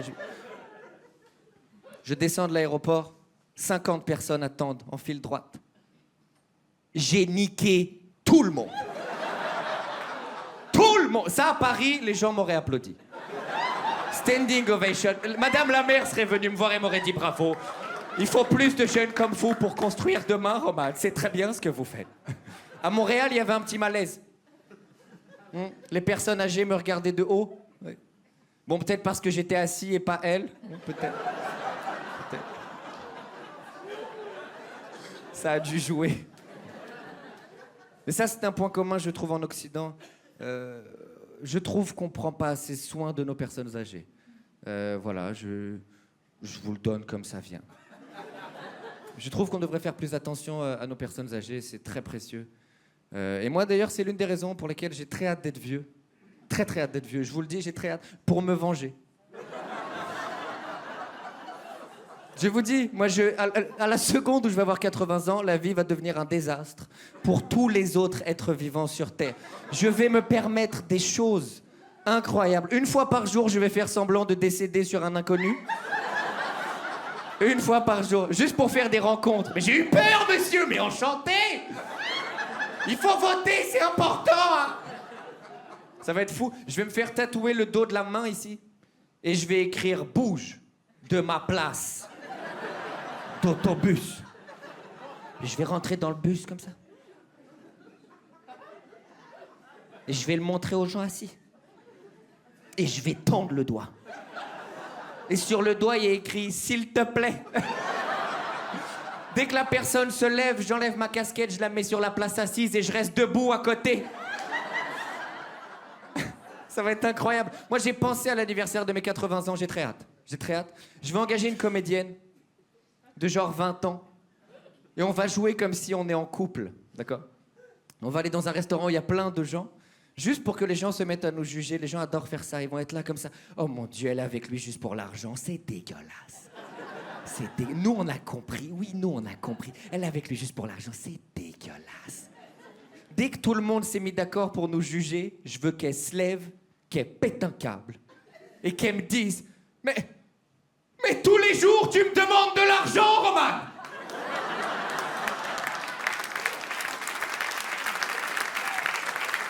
Je vais finir par croire que c'est pour ça que t'es avec moi, en fait. Là, je vais me lever avec mon vieux corps et je vais lui dire « Mais c'est pour faire du shopping, ok ?» Ça va être fou. Là, elle va sortir une énorme liasse de son sac à dos. Elle va le mettre sur la table et elle va dire « Ok, mais c'est bien parce que je t'aime. » Ah, j'ai hâte, très hâte. Très, très hâte. J'ai une autre idée. Celle-là, je pense que je vais la faire à 70 ans. Parce que je suis très pressé. Je vais aller à la boulangerie et je vais commander des huîtres C'est sûr que la boulangère, elle va me dire... Comment on lui dit? On n'a pas de huîtres, nous, ici. Et je vais lui répondre super méprisant. Je vais lui dire, t'es sérieuse? Une boulangerie qui a pas d'huîtres? Il y a marqué boulangerie, hein? Et vous avez pas d'huîtres? Ah, ça a changé! Ah! Et je vais faire ça tous les jours. Et un jour, elle va craquer. Un jour, elle va avoir tes huîtres. Je le sais. Et ce jour-là, je vais le savoir. Dès que je vais mettre un pied dans la boulangerie, elle va avoir un petit sourire comme ça. On a tes huîtres aujourd'hui. On a des... Ce jour-là, je vais commander un mojito. Et c'est sûr. Elle va me dire, Il est particulier, le monsieur. Hein? On n'a pas de mojito. Mais on a des huîtres. Et je vais lui dire, t'es sérieuse? Une boulangerie qui a des huîtres? Il y a marqué boulangerie, hein? Et vous avez des huîtres? Ça a changé! Ah! Je vais faire ça tous les jours avec le mojito. Un jour, elle va avoir mon mojito. Ce jour-là, je vais commander un chausson aux pommes. Et je vais le mettre.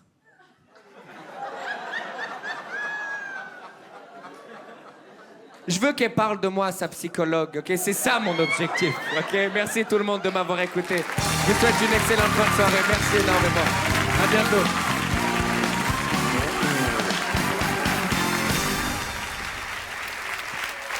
Ah, génial. Génial. Alors, le public français. Magnifique. Magnifique. Magnifique. Roman Fraissinet.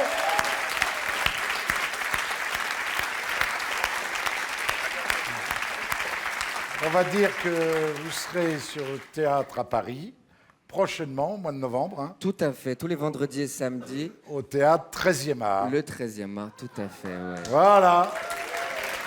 Roman Fraissinet. C'est bien, hein, c'est votre premier passage télé à Paris, en France? Oui, l'un des premiers, Bah, oui. dis donc, ça oui. marche bien. Ça va bien, on est Ah, content. puis j'aime bien votre tenue, dis donc. Bah, c'est gentil. Moi, on je a vois un essayé. truc comme ça ferait femme enceinte, un peu. Hein. Parfait. Ils sont plus faciles que les Québécois, Il n'y a pas de gens faciles. Moi, ce que j'ai observé, et je pense que c'est l'une des grandes forces de l'humour, c'est qu'ici, comme au Québec, les gens rigolent sensiblement au même endroit. Ouais. Et donc, ça nous permet d'appuyer sur à quel point on se ressemble. Et je trouve ça plutôt rassurant. Je trouve que voilà, on se ressemble énormément. On a tendance à chercher les différences, alors qu'au final, on est extrêmement semblables. Et c'est ça Bah, que j'aime bien sûr, apprécier c'est ça, personnellement. les êtres humains. Hein. Ouais, tout à fait. Ouais. Et alors, vous avez fait un carton auprès d'une dame. Hein. Laquelle? Ah ben, je sais pas, j'en entendais une rire. J'espère que c'est la plus belle. Bon, Roman, bravo. Merci beaucoup. On devra aller suivre aussi les cours à l'école du rire. Merci beaucoup. Au revoir tout le monde. Merci.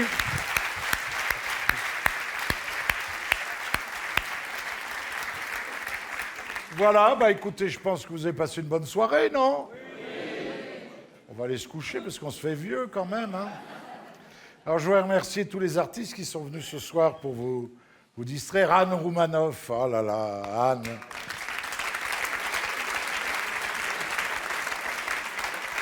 Didier Porte, Philippe Chevalier. Le Petit Rocher, Michel Guidoni. Et alors, notre petit nouveau, Roman Fraissinet. Hein? Remarquable. Vous voyez, on pourra prendre la retraite tranquille, la relève est assurée, quoi. C'est bien. Je voudrais remercier aussi ce théâtre qui est magnifique, vous avez vu, 1930, le théâtre de la Tour Eiffel, où se produit tous les soirs ou presque Christine Cholet. Christelle, oh, entre Rocher et ça, j'ai pas de chance.